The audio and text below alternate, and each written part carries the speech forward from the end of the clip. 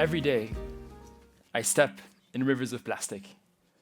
It's become my office, but sometimes I feel like the rivers are talking back. When you're standing chest high in these plastic rivers, it feels like the worst nightmare you've ever experienced. I have these spiders the size of my hands that are crawling up as I flick cockroaches on my neck. Every steps are steps onto the unknown. You feel something moving under the water.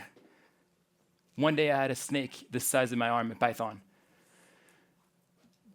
This is the reality of so many rivers in Indonesia, rivers that are dying. But the biggest challenge isn't what I see or smell. It's the feeling that this has become normal. I started my work at the age of 14, 16 years ago today, and I thought that plastics and cleanups was the solution. If we could clean one river, then another, and another, maybe we could solve plastic pollution.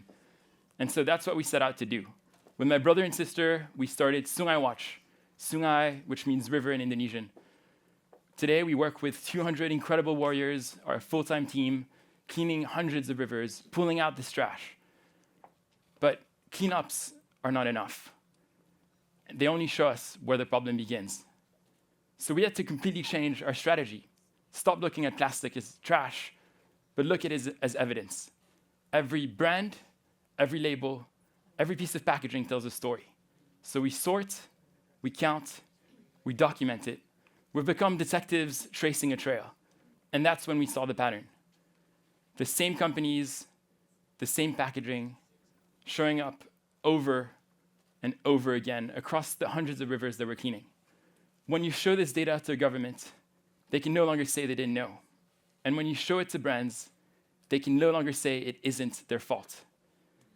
This evidence has shifted the conversation. Today, we've scanned more than 3 million pieces of packaging, really trying to put an end and work upstream. We've now had incredible access to governors, ministers. Today, we're working with Indonesia's ministers to put an end to this and work on creating an extended producer responsibility plan nationwide in Indonesia, which is incredible. On my last meeting with Indonesia's ministers, he asked, how much should we make these companies pay?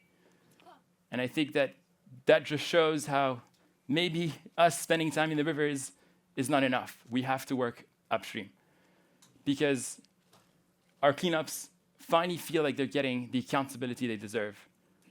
And although the work still continues and will still be in rivers, that measure of success is not how many rivers we clean or how many kilos we're collecting, but how many rivers stop needing to be cleaned. And that's finally when we'll know the rivers are talking back.